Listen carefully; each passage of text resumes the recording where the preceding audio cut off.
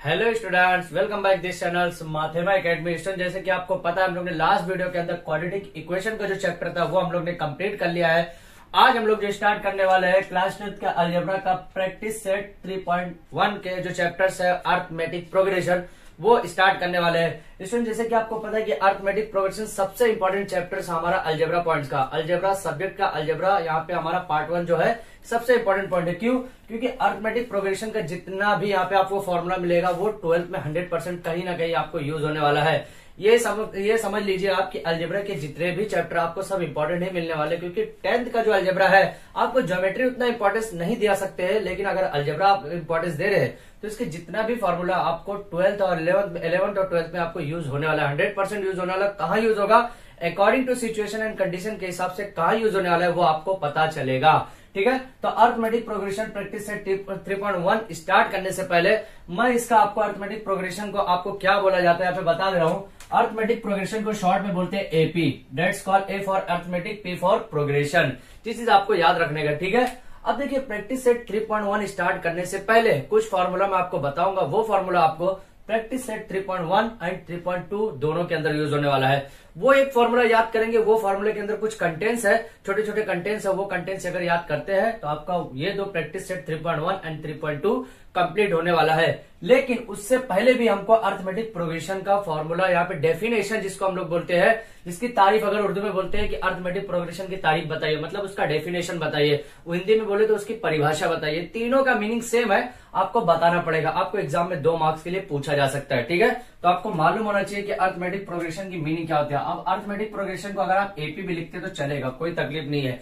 Exam के अंदर पूछ सकते हैं व्हाट इज एपी। अब एपी आया मतलब क्या? Arithmetic progression. देखिए जीपी भी होता है, दैट्स कॉल्ड ज्योमेट्रिक प्रोग्रेशन, लेकिन आपको सिलेबस में ज्योमेट्रिक प्रोग्रेशन नहीं दिया हुआ है। लेकिन इतना याद करके चलिए कि एपी अगर आया तो दैट्स कॉल्ड अर्थमेटिक प्रोग्रेशन। अगर जीपी आया, जी.पी अगर आया तो ज्योमेट्रिक प्रोग्रेशन बोलते हैं। ज्योमेट्रिक प्रोग्रेशन आपको सिलेबस में नहीं है, इसलिए उसको याद करने की जरूरत नहीं है। ठीक है, अब एपी क्या है? एपी क्या है ध्यान दीजिए। एपी अगर ऐसा कुछ आता है, एपी का आपको डेफिनेशन लिखने आता है, परिभाषा लिखने आता है, या तारीफ बोलता है कि एपी की तारीफ लिखिए। ठीक है, तो क्या बोलेंगे इसको?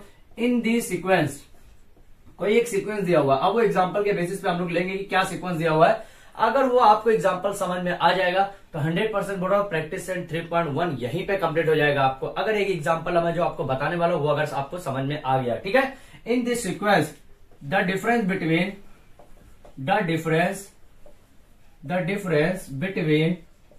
To consecutive terms is constant। ध्यान दीजिए, ये सबसे इंपॉर्टेंट है। कितना? अगर कांस्टेंट है then the sequence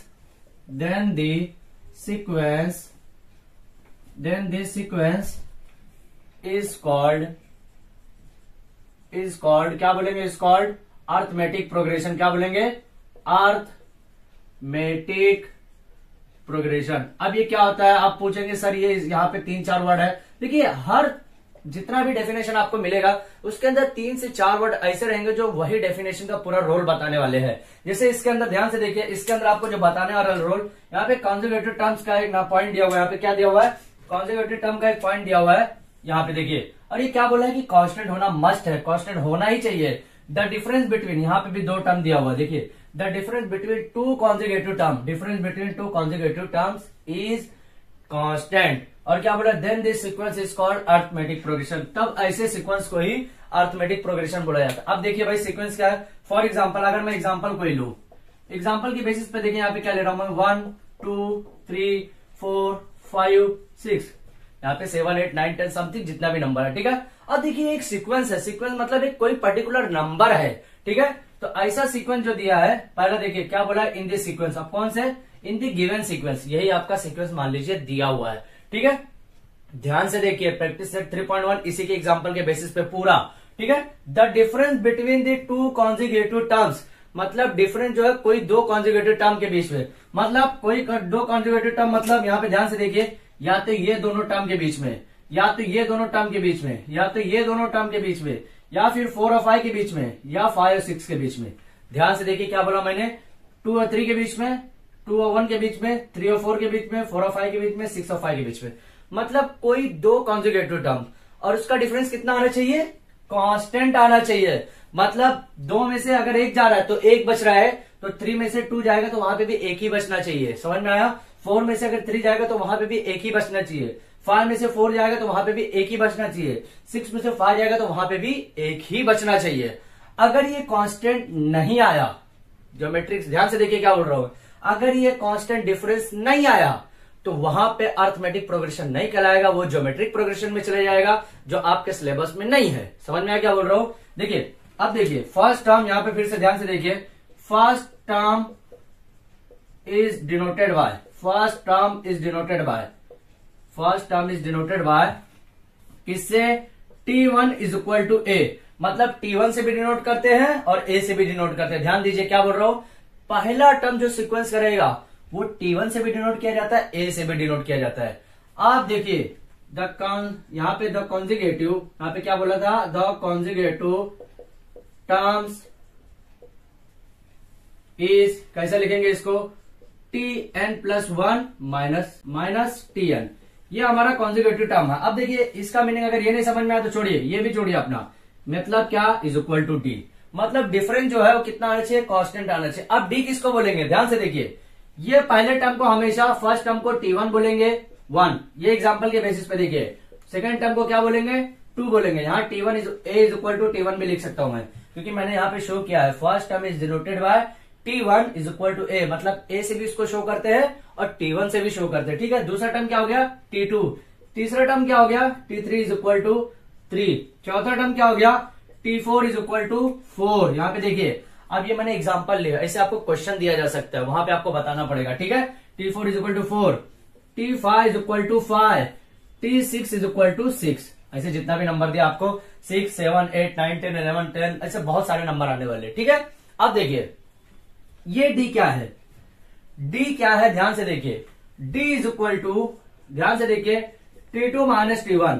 अब इसको अगर अपनी लैंग्वेज में देखा जाए तो आगे वाला माइनस करेंगे पीछे वाले से।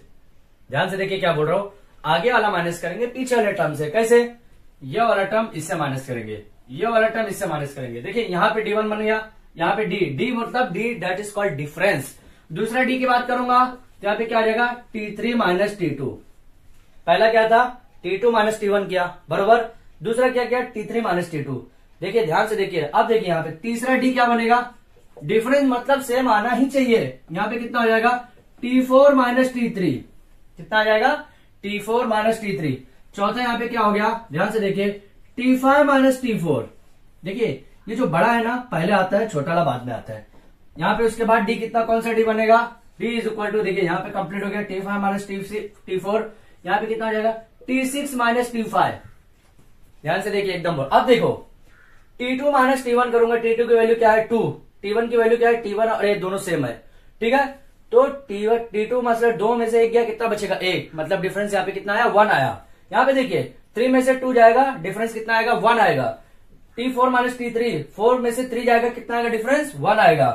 5 माइनस 4 मतलब T5 माइनस T4, तो T5 कितना दिया 5, यहाँ पे कितना दिया 4, तो 5 में से 4 गए, कितना बचेगा 1, मतलब इसका भी डिफरेंस 1, इसका भी डिफरेंस 1, इसका भी सेम, इसका भी आने वाला है। तो अब देखिए ध्यान से देखिए क्या बोला था, in this sequence the difference between two conjugative terms is constant. अगर सीक्वेंस में जो सीक्वेंस आपका दिया हुआ है, इन दिस सीक्वेंस मतलब यहाँ पे लिख सकता हूं मैं given, in the given sequence, okay, in the given sequence के अंदर the difference between the two conjugative terms is constant. अगर कांस्टेंट रहता है, कॉन्जुगेटिव टर्म्स मतलब डी अगर कांस्टेंट रहता है तो ऐसे सीक्वेंस को क्या कहा जाएगा, arithmetic progression, that is called AP. क्या बोलेंगे, एपी बोलेंगे।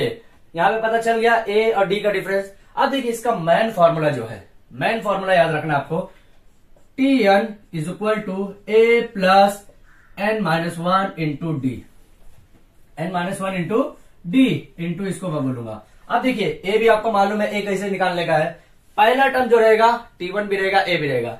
डी कैसे निकालने का है, इस टाइप के फॉर्मूले से ही निकालने का डी।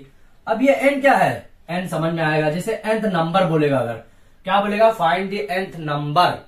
अगर nth नंबर आपको दिया रहेगा 20, जैसे मान लीजिए n की वैल्यू 20 दी हुई है, तो यहाँ पे n की वैल्यू 20 डालना पड़ेगा, यहाँ पे n की वैल्यू 20 डालना पड़ेगा, तो वहां T12 जो 12th बोलते हैं ना, 20 नंबर, वो आपको समझ में आएगा। प्रैक्टिस सेट 3.2 के अंदर, वो 3.1 के अंदर नहीं है, वो थोड़ा सा अलग है 3.1 के अंदर। 3.1 के अंदर क्या बताना रहेगा कि अर्थमेटिक प्रोग्रेशन है कि नहीं है। कैसे पता चलेगा? अगर डिफरेंस आ रहा है भाई, सेम कांस्टेंट डिफरेंस आ रहा है, कांस्टेंट डिफरेंस मतलब एक वैल्यू अगर 3 आ रही है तो सब में डी की वैल्यू 3 आना चाहिए। अगर 4 आई मतलब क्या बोलेंगे? This sequence is not a arithmetic progression. और जब अर्थमेटिक प्रोग्रेशन ही नहीं दिया है तो आगे वैल्यू निकल ही नहीं सकती। समझ में आया? तो इस टाइप पे जो पॉइंट है, ये सबसे इंपॉर्टेंट पॉइंट है आज के लेक्चर का। इसके बेसिस पे हमारा 3.1 कंप्लीट होने वाला है। तो आप इसका स्क्रीनशॉट ले लीजिए ये फॉर्मूले के साथ। ये फॉर्मूला आपको 3.1 से लेकर 3.2 दोनों के अंदर काम आने वाला है। तो ये आप इसका स्क्रीनशॉट ले लीजिए ताकि मैं प्रैक्टिस सेट 3.1 स्टार्ट कर सकूं। अब देखिए स्टूडेंट्स, यहाँ से हमारा प्रैक्टिस सेट 3.1 स्टार्ट हुआ है। अब देखिए जो थोड़ी देर पहले हम लोग ने पढ़ा, अगर उसको आपको रिवाइज होगा, याद किए होंगे, तो देखिए अब ये क्वेश्चन जो है 100% इजी टाइप का क्वेश्चन होने वाला है। कैसा? देखिए क्वेश्चन नंबर 1 में क्या बोला गया है? Which of the following sequences are AP? मतलब क्या बोल रहा है कि कौन सा सीक्वेंस जो इसके अंदर कौन कौन सा सीक्वेंस है जो एपी है। एपी मतलब अर्थमेटिक प्रोग्रेशन, यही बोला गया है। ठीक है, आगे क्या बोला? इफ दे आर एपी, अगर एपी है, ठीक है, तो फाइंड द कॉमन डिफरेंस। कि अगर एपी है तो आपको क्या निकालना है? Find the common difference. अगर एपी नहीं है तो कॉमन डिफरेंस निकालना, क्या नहीं निकालना है। तो आपको पता कैसे चलेगा कि एपी है कि नहीं? देखिए एपी से पहले आपको बहुत सारे रूल फॉलो करना पड़ेगा जो हम लोग ने प्रीवियस एग्जांपल के बेसिस पे ले चुके हैं, जो 1 2 3 4 जो हम लोग ने रखा था। क्या करना? सबसे पहले आपको नंबरिंग देने का है। पहले वाले को हम लोग क्या मानते हैं? T1 is equal to A is equal to 2। दूसरे सीक्वेंस को क्या मानेंगे? T2 is equal to 4, T3 is equal to क्या हो गया? 6, T4 इज इक्वल टू क्या हो गया? 8। समझ में आया? T4 इज इक्वल टू, ये तो हम लोग देखे थे। पहले को T1, दूसरा T2, जितना भी बड़ा नंबर है 1 2 T1 T2 T3 T4 T5 T6 something जितने भी आगे मिलेगा, यही नंबरिंग आपको देने का हमेशा। पहले वाले को सिर्फ क्या रखने का है कि पहले वाले को ए भी मानते हैं। ठीक है, क्या निकालना है? Sequence are in AP. AP है कि नहीं पहले ये बताना है। तो कैसे पता चलेगा?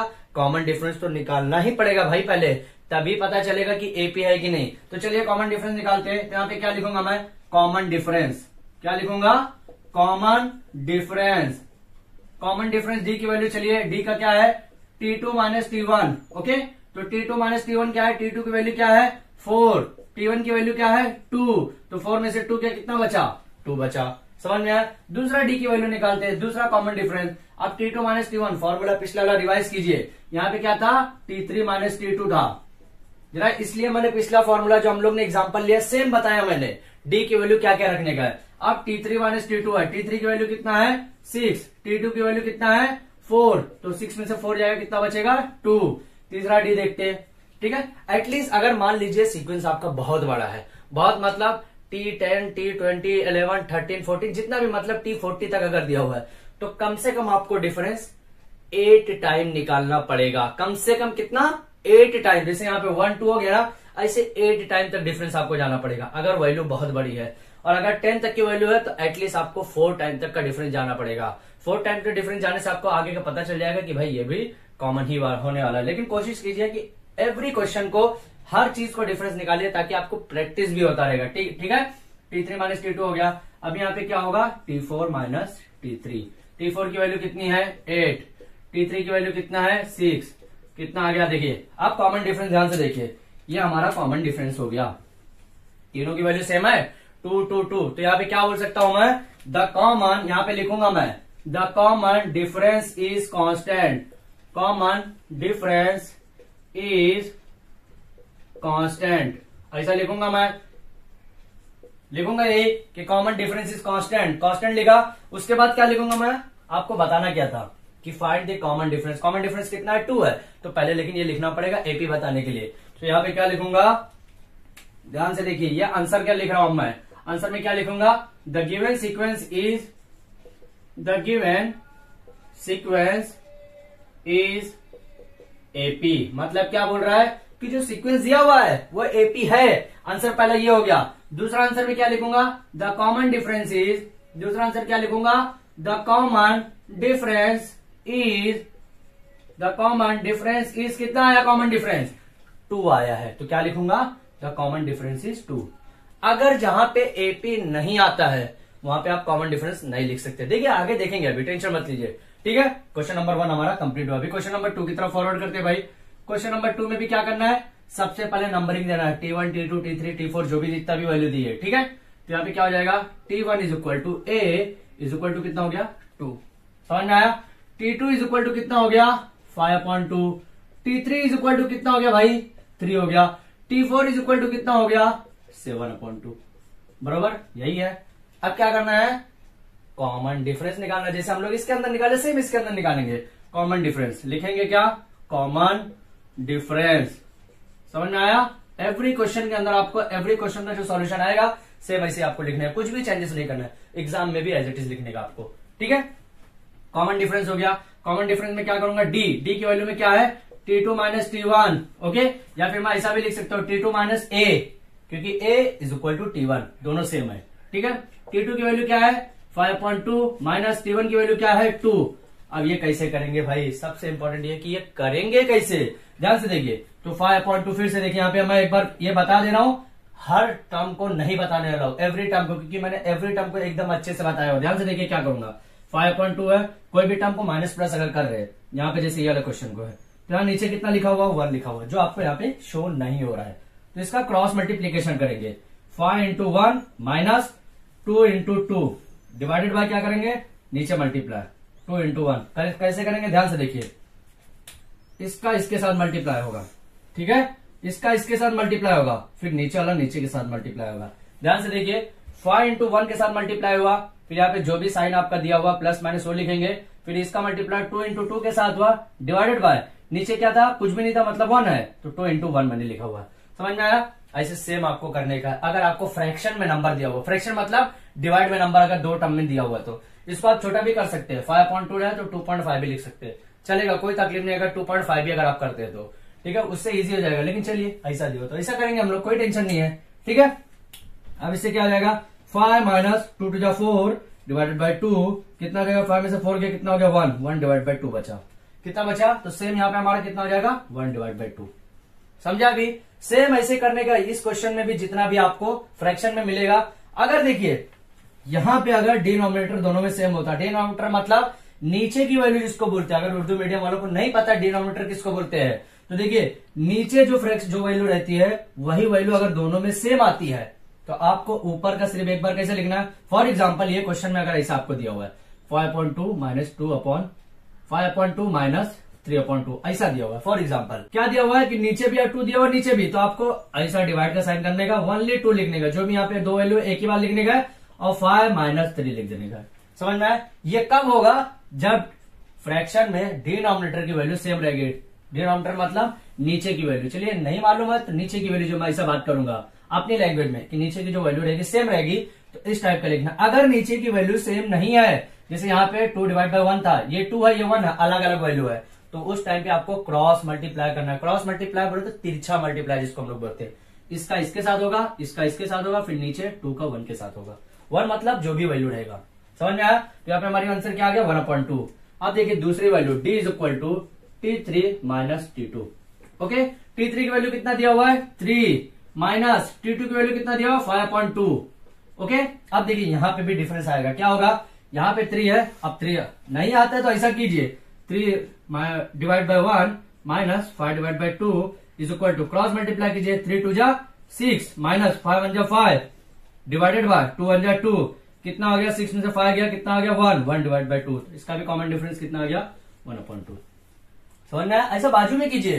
देखिए एग्जामिनर कोई रोकेगा नहीं आपको कि बाजू में क्यों कर रहे हैं आप लोग, डायरेक्टली कैसे किए। यहाँ पे आपको एग्जाम में जो रहता है बैक साइड का जो पेपर रहता है आपको रफ वर्क यूज के लिए दिया जाता है, तो वहां पे एक पेज आप पेंसिल से रफ वर्क यूज कीजिए जितना आपको समझ में आता है, ऐसा करने का आपको, इसलिए बोल रहा हूं इस टाइप का। अगर नहीं करना है तो यहाँ पे 5/2 जो दिया है ना, इसको 2.5 भी लिख सकते हैं। कैसे 5/2 को भाई मैं 2.5 कैसे लिख सकता हूँ, 2 2 जा 4 1 बचा, पॉइंट 2 5 जा 10, 2.5 भी लिख सकते हैं। लेकिन एग्जाम में जो आपको सिलेबस में इस टाइप का क्वेश्चन दिया हुआ है, ताकि आप इस टाइप का क्वेश्चन समझे कैसे करने का है, 11वीं 12वीं में करना कैसा है, इस टाइप से आपको अभी से समझना पड़ेगा, ताकि आगे आपको कोई इस टाइप के प्रॉब्लम ना हो सके, कोई भी प्रॉब्लम क्रिएट ना हो, ठीक है। दूसरा डिफरेंस हो गया।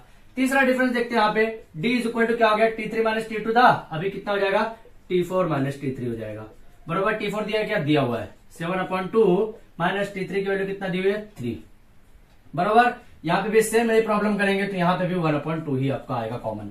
कॉमन डिफरेंस यहाँ पे भी आपका कितना आएगा 1/2। देखिए कितना आया कॉमन डिफरेंस। मैं ये मार्किंग जानबूझ के कर रहा हूं, आपको नहीं करना है एग्जाम के अंदर, आपको एग्जाम के अंदर नहीं करना है, ये मैं आपको दिखाने के लिए कर रहा हूं कि कॉमन डिफरेंस देखिए सेम आ रहा है कि नहीं। 1/2 इसमें भी, 1/2 इसमें भी, 1/2 इसमें भी। तो यहाँ पे क्या लिखेंगे, the common difference is constant. Constant मतलब सेम होता है। The common difference is constant. Constant की स्पेलिंग याद रखिए, CONSTANT। कांस्टेंट हो गया, समझ में आया। और आगे क्या लिखेंगे यहाँ पे आंसर में, आंसर में आप क्या लिखेंगे यहाँ पे ध्यान से देखिए, the given sequence is AP. अगर एपी कब रहेगा, जब कॉमन डिफरेंस कांस्टेंट रहेगा, सेम रहेगा, तभी एपी रहेगा, इसलिए ये लिखना मस्ट है। ठीक है, अब कॉमन डिफरेंस क्या है यहाँ पे लिखना पड़ेगा आपको, द कॉमन डिफरेंस इज क्या रहेगा, कॉमन डिफरेंस क्या है 1/2। 1/2 यहां मैंने कंप्लीट कर दिया।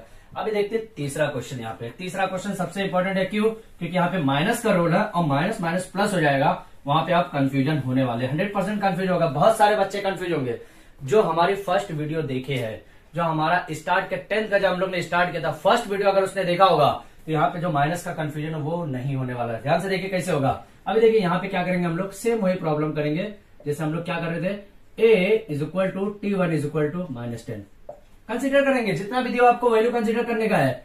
T2 = -6, ओके, T3 = -2, T4 = 2, यही दिया हुआ है। अब क्या निकालेंगे यहाँ पे, कॉमन डिफरेंस।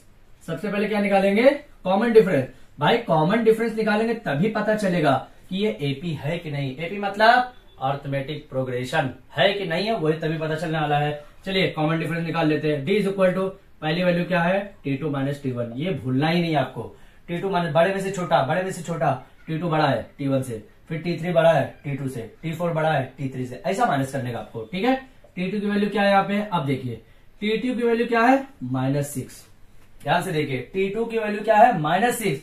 T1 की वैल्यू क्या है, माइनस यहाँ पे तो है, T1 की वैल्यू क्या है, -10 है। अब देखिए यहाँ पे ध्यान से देखिए, माइनस ऑलरेडी था, T1 की वैल्यू भी माइनस में आई। अब क्या बन गया यहाँ पे, -6 + 10 हो गया। भाई क्या हो गया, -6 था और ये माइनस मिलके प्लस हो गया। कैसे प्लस हो गया, ये ब्रैकेट जो शो करता है ना, ये ब्रैकेट मल्टीप्लाई शो करता है। मैंने फर्स्ट वीडियो के अंदर ही बताया है।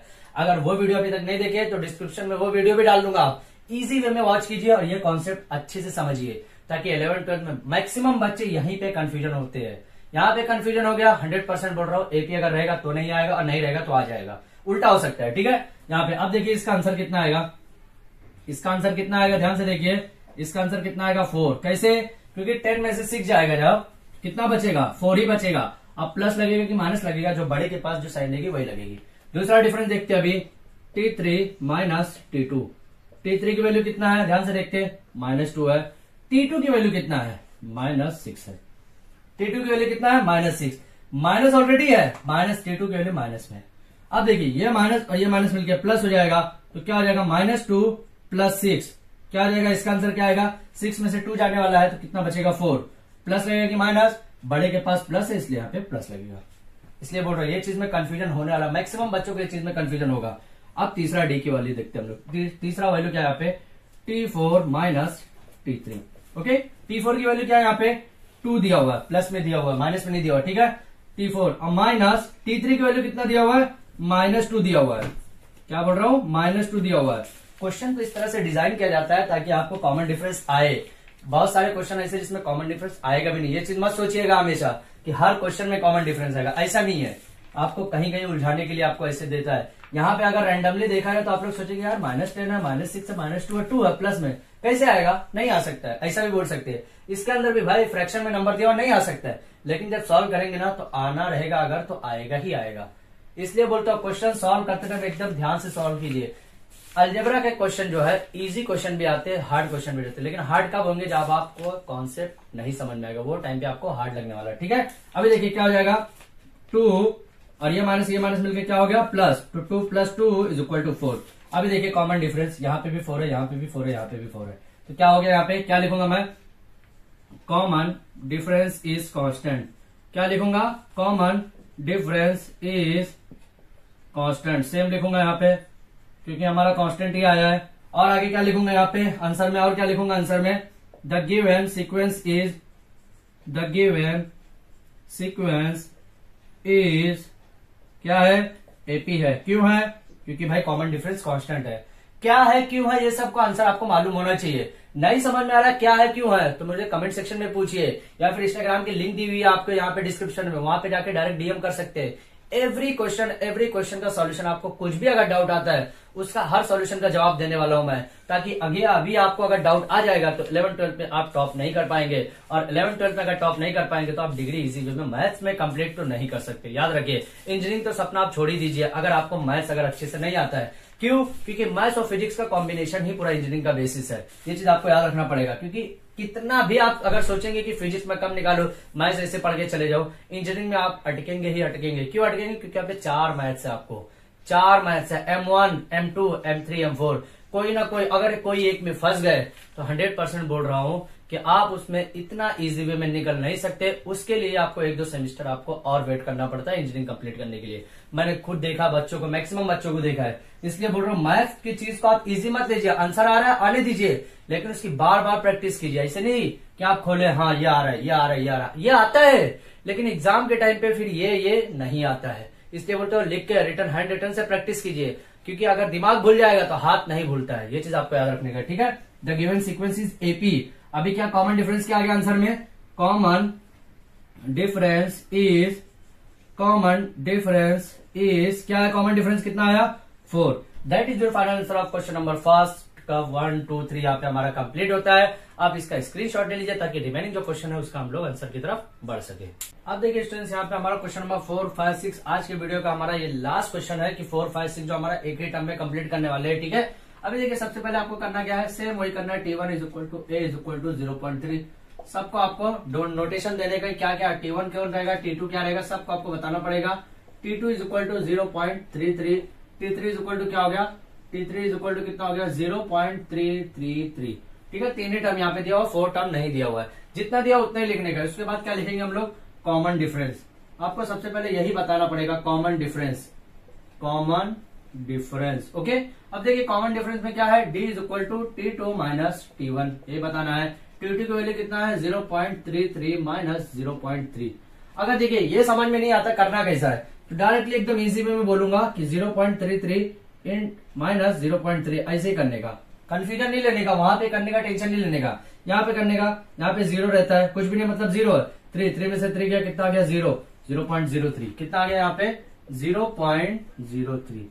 समझ में आया? पहले कितना आ गया, 0.03। देखते हैं दूसरा भी D 0.03 ही आना चाहिए, तीसरा भी वही आना चाहिए। अगर नहीं आया मतलब ये एपी नहीं रहेगा। D = T3 - T2, D = T3 - T2 करने का। सेम यहाँ पे भी आपको 0.03 आना चाहिए। T3 की वैल्यू कितना है यहाँ पे, 0.333 माइनस T2 की वैल्यू कितना है, 0.33।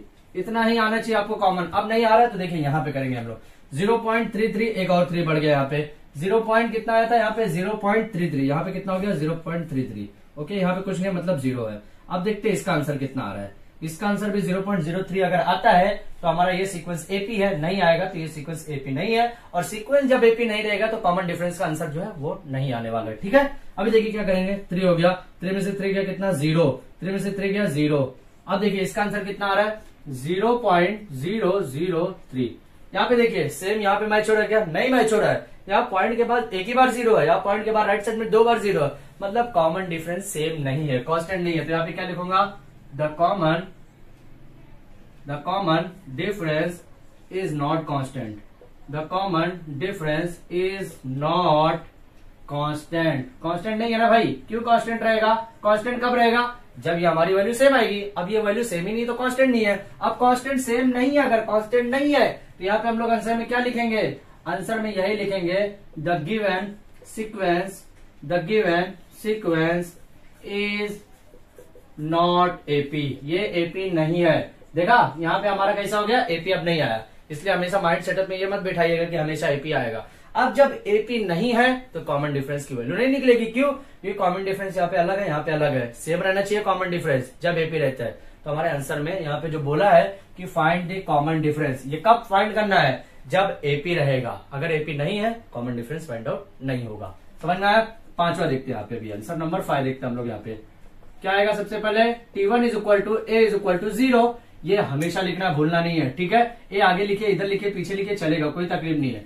T2 इज इक्वल टू कितना है -4, T3 इज इक्वल टू कितना है -8, T4 इज इक्वल टू कितना है -12, ठीक है, यही दिया हुआ है। चलिए अभी कॉमन डिफरेंस निकालते हैं, फटाफट से यहाँ से भी हम लोग कॉमन डिफरेंस निकालेंगे आंसर।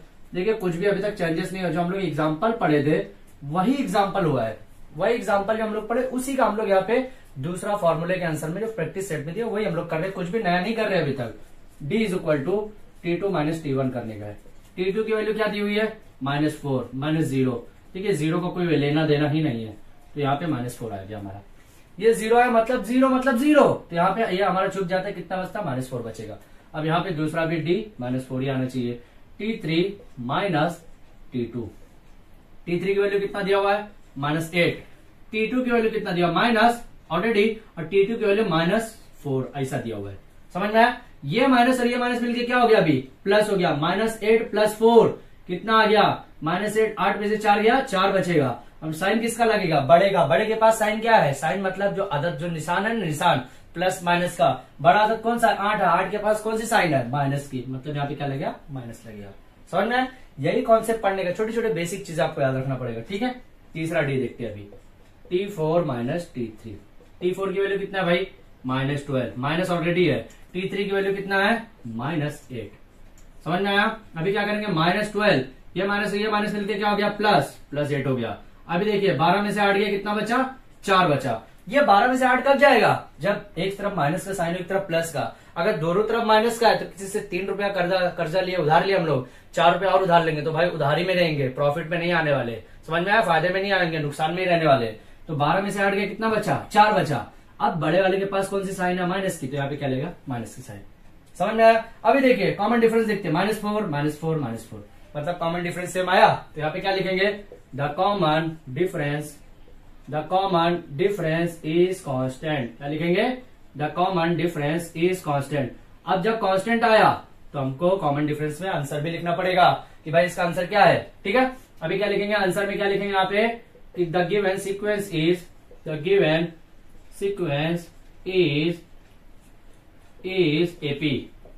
एपी का अगर पूरा भी लिखेंगे तो चलेगा, अरिथमेटिक प्रोग्रेशन भी अगर लिखते तो चलेगा, लेकिन एग्जाम के अंदर आपको एपी पूछा तो एपी लिखना पड़ेगा, ठीक है। और क्या आंसर लिखेंगे, द कॉमन डिफरेंस कितना है -4, कितना है -4, ये बताना पड़ेगा आपको, ठीक है। अभी चलिए तीसरे क्वेश्चन की तरफ फॉरवर्ड करते हैं। तीसरा क्वेश्चन मतलब ये सेशन का तीसरा क्वेश्चन जो है, ठीक है, विदाउट स्क्रीनशॉट के ये क्वेश्चन का तीसरा क्वेश्चन, ठीक है। अभी आंसर नंबर 6 की तरफ हम लोग फॉरवर्ड करते हैं। क्या होगा, A is equal to T1 is equal to -1/5, ठीक है, T2 is equal to -1/5, T3 is equal to -1/5। Sir ये तो सब में -1/5 है, तो इसका कॉमन डिफरेंस आएगा क्या, क्या पता भाई, आ भी सकता है नहीं भी आ सकता है, चेक करके देखते हैं, ठीक है। अभी देखते हैं क्या आएगा कॉमन डिफरेंस में, जरा ध्यान से देखिए। आप जब तक सॉल्व नहीं करेंगे ना, श्योरिटी मत लीजिएगा कि ये कॉमन डिफरेंस है जब तक, क्योंकि इस टाइप के क्वेश्चन में कॉमन डिफरेंस हो भी सकता है नहीं भी हो सकता है। सीधा सीधा दे देगा 2 4 6 8 तो वहां पे समझ में आ जाएगा, लेकिन इस टाइप में 100% बच्चे कंफ्यूज होंगे, तो डायरेक्टली आप तुक्का मत मारिए, जिसको हम लोग बोलते हैं, ठीक है। डायरेक्ट गेस मत कीजिए कि हमारा कॉमन डिफरेंस ही होगा, सॉल्व करके चेक करेंगे, ठीक है। D is equal to T2 minus T1, T2 क्या दिया हुआ है -1/5, और यहाँ पे माइनस और यहाँ पे -1/5 ऑलरेडी दिया हुआ है। ध्यान से देखिए, इसको कैसा करूंगा, -1/5, ये माइनस मिलकर +1/5।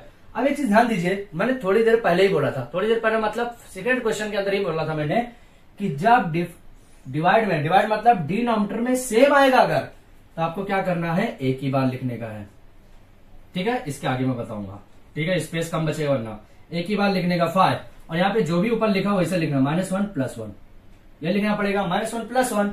अब देखिए -1 + 1 क्या मिलके क्या हो गया, 0 हो गया, तो 0.5 मतलब क्या हो गया, 0 आ गया, समझ में आया, मतलब क्या आ गया 0.5 मतलब 0, ऊपर 0 आया तो मतलब 0, नीचे अगर 0 आता है तो वहां पे थोड़ा केस चेंज हो जाएगा, शायद आपको वो अभी तक कॉन्सेप्ट नहीं समझ में आएगा कि मान लीजिए इस टाइप का क्वेश्चन अगर आ जाता है 1/0, तो इसको कैसे लिखेंगे, ये शायद आपको अभी आएगा ही नहीं, लेकिन 11 12 पे जब जाएंगे ना तो इसका भी कॉन्सेप्ट आपको समझ में आएगा, ये नंबर है क्या, अनडिफाइंड बोलते हैं इसको, इन्फिनाइट नंबर बोलते हैं, क्या आएगा ट्रिग्नोमेट्रिक फंक्शन में आपको समझ में आ जाएगा, ठीक है।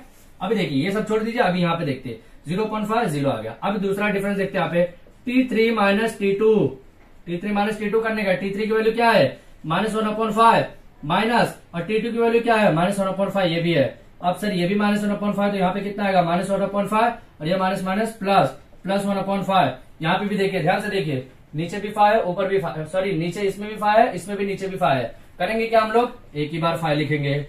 अगर अलग अलग होता क्या करते हैं, क्रॉस मल्टीप्लाई। याद कीजिए जरा, अभी सेकंड क्वेश्चन के अंदर ही हम लोग देखे, हम लोग क्वेश्चन नंबर 2 के अंदर, यहाँ तो 4, 5, 6 चल रहा है, क्वेश्चन नंबर 2 के अंदर ही हम लोग देख चुके हैं।